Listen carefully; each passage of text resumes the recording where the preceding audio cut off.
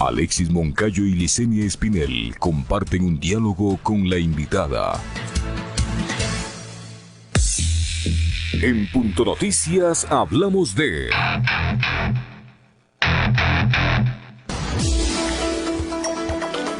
Desde la cabeza de la Confederación de Nacionalidades Indígenas del Ecuador, CONAIE, hay descontento con la elección en su movimiento político Pachakutik de Yacu Pérez Huartambel como su precandidato a la contienda electoral. El pasado 30 de julio, en una reunión virtual de su consejo político, Pachakutik, sin la presencia de la CONAIE, designó con 26 votos a favor, 6 en contra y una abstención a Pérez, actual prefecto de la provincia de La Suay, como su precandidato presidencial, de una terna compuesta por Leonidas Issa, presidente.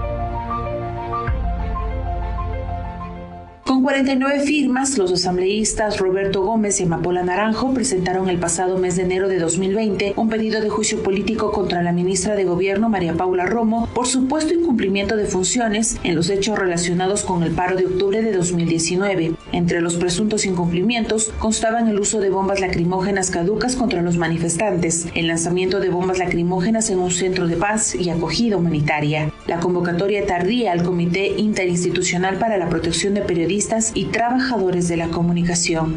Este fue el tercer juicio político en contra de la funcionaria. Los dos anteriores fueron planteados por los mismos legisladores, pero por otras causas como la crisis carcelaria, inseguridad y femicidios. Pero la Comisión de Fiscalización archivó el proceso. Sobre este tema hablaremos con Amapola Naranjo, asambleísta por la Revolución Ciudadana. Bienvenida.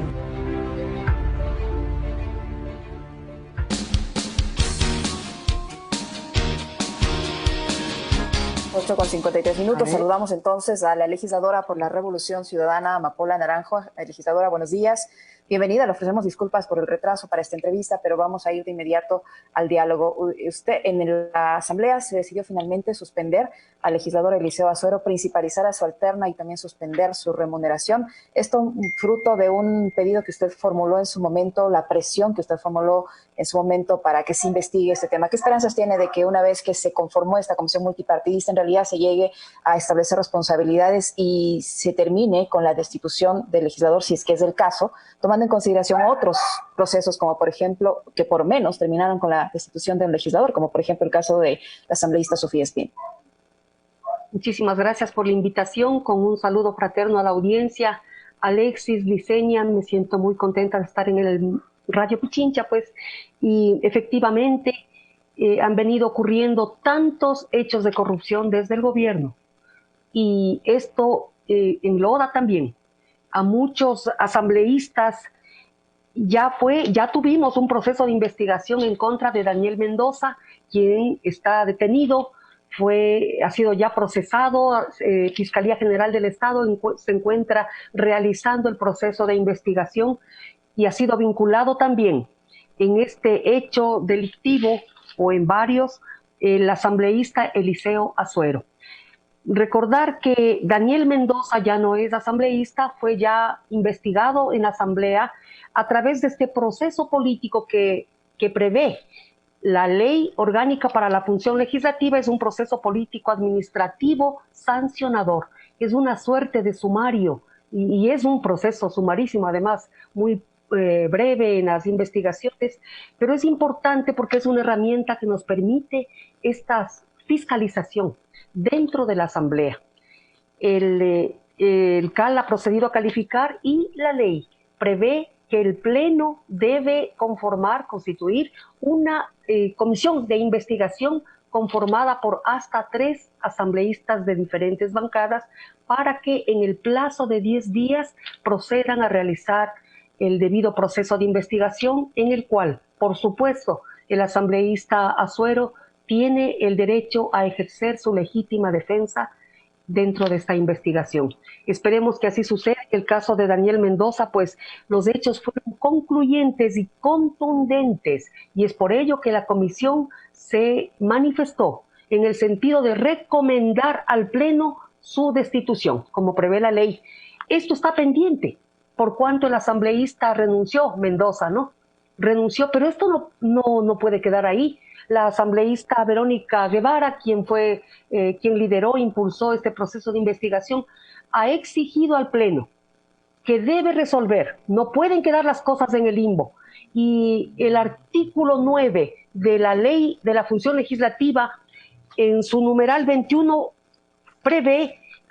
determina cuáles son las atribuciones obligatorias de la Asamblea. Numeral 21, conocer y resolver todos los temas que se pongan a su consideración a través de resoluciones o acuerdos. No pueden quedar las cosas así nomás. A mí me ocurrió lo mismo cuando la investigación a la señora Elizabeth Cabezas.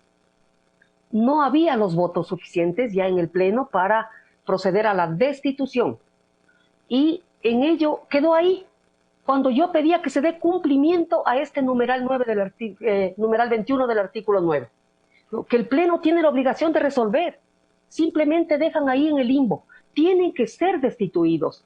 Entonces, en el caso de Daniel Mendoza, tiene que hacerse ese trámite, está pendiente, incluso ya se ha pedido al Pleno y hubo contundente mayoría para que el Pleno resuelva. En este caso que se nos viene, pues es un clamor ciudadano, ya es el colmo, tanto caso de corrupción. Este es uno de los grandes casos, porque involucra, acorde a las pruebas que ya ha adelantado Fiscalía en su proceso propio de investigación, este diálogo mantenido entre los dos asambleístas Mendoza y Azuero, diálogo que ha sido ya cotejado, peritado debidamente, es decir, se han reconocido las voces, la autenticidad de la interceptación, etcétera, que se desprenden una serie de hechos que tienen que ser investigados. El primero, existe el nexo entre estos dos asambleístas que sobrepasa el accionar de un legislador. Ellos hablaban de la administración y entrega de dineros públicos sagrados. La ley, la Constitución y la ley nos prohíbe a los asambleístas administrar, tramitar recursos del presupuesto general del Estado. Para nada. Nosotros tenemos solamente que legislar y fiscalizar.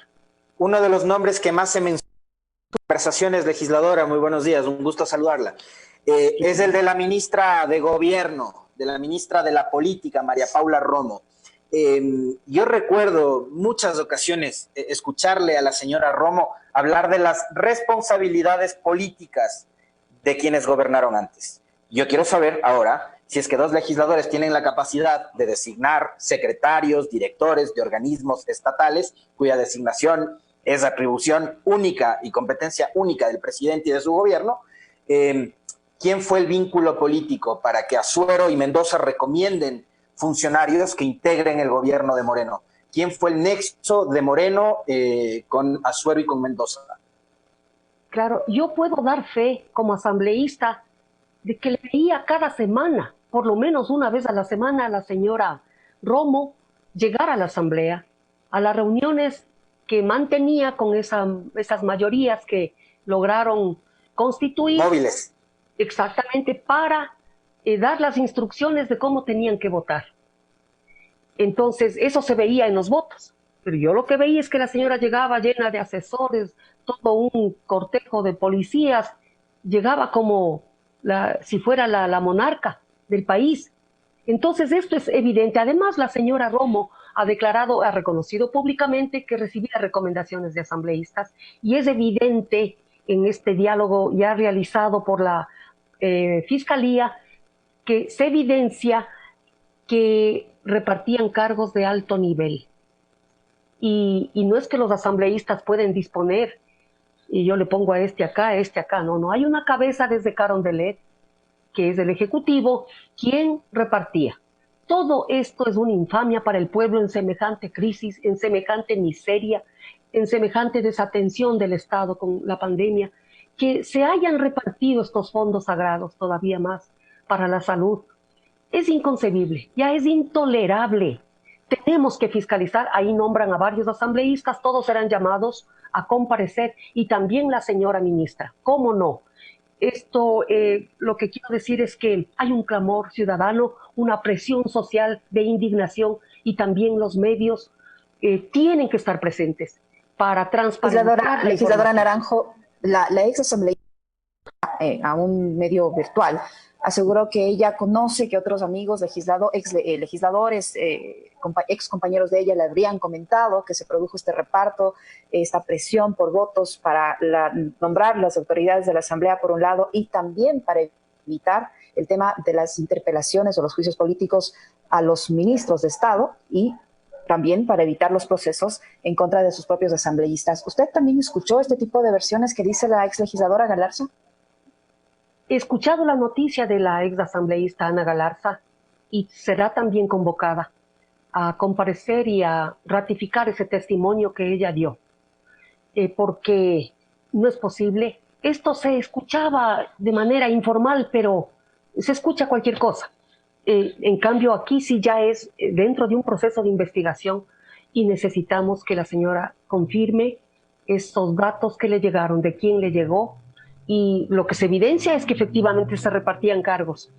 Vergonzoso para el país. Nunca una asamblea creo que ha estado con tanto rechazo de la ciudadanía.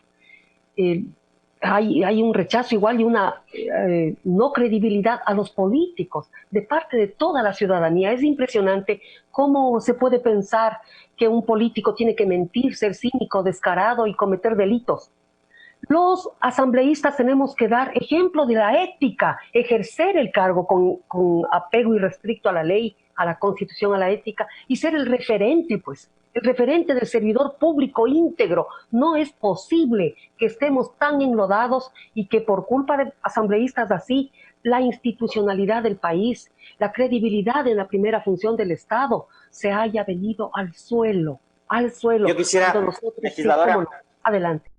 Un comentario sobre esto que usted estaba comentando, pero un comentario adicional por casos puntuales, ¿no? Le citaba a Licenia esta declaración de Ana Galarza, que llegó también como una de las grandes fiscalizadoras al proceso actual legislativo. Pero otro de los que también se vendió al público y a través de los medios de comunicación como uno de los grandes luchadores contra la corrupción era Eliseo Asuero, quien además paradójicamente es vicepresidente de la Comisión de Fiscalización. ¿Cómo asume usted este momento tan complejo para la institución? Yo sé que es un cuerpo colegiado, no pagan todos, yo destaco de los 137, hay cuadros, incluyéndole, que se destacan por su labor fiscalizadora y también en el ámbito legislativo. Pero ha habido otros que han generado, me imagino yo, profunda decepción en quienes creyeron en ellos, ¿no? Gente que gritaba a los cuatro vientos la lucha contra la corrupción, que resulta que se beneficiaron de carnets para discapacidades y que ahora también están metidos en el reparto no solo de hospitales, no solo de cargos públicos, sino también del botín dentro de la Asamblea. ¿Cómo se asume eso, siendo parte de ese cuerpo colegiado que está tan desprestigiado hoy, que es la Asamblea Nacional, que además es el primer poder del Estado? Claro que sí. Yo creo que todo este accionar de estos legisladores que conformaron estas mayorías está dentro de ese marco que empezó desde el presidente de la República. Desde el inicio empezó a denostar a quienes le pusimos en el cargo y empezó a decir que la deuda externa, que Rafael Correa se ha robado tanto, que no había la mesa servida, en fin, una serie de cosas, que todas las obras tenían sobreprecio. Mentía, que las obras no sirven.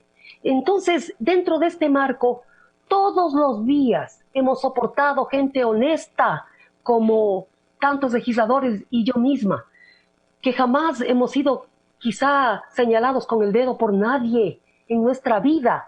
Que le atenten contra la dignidad y la honradez de una persona es lo más grave.